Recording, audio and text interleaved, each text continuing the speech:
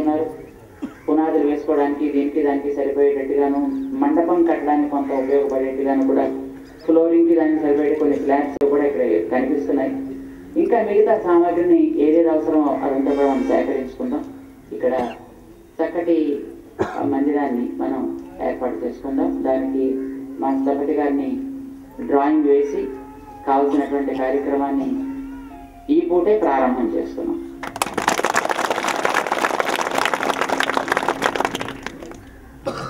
మనం ఒక విషయం జ్ఞాపకం పెట్టుకుందాం.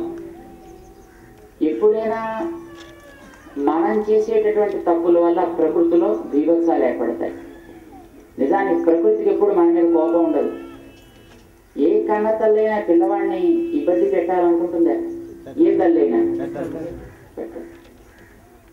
మరి ఈ ప్రకృతి మనకందరికి తల్లి కదా, ఈ భూమి మనకందరికి తల్లి కదా.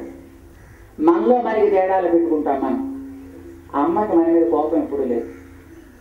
మనుషుల్లో మనం నీది కులం ఇది, నీది జాతి ఇది, నీది మతం ఇది, నీది పార్టీ ఇది, నీది ఆస్తి, నీ చదువు, నీ అంతస్తు, నా అంతస్తు, ఇలా మనం సమాజంలో రకరకాల పేర్లతోటి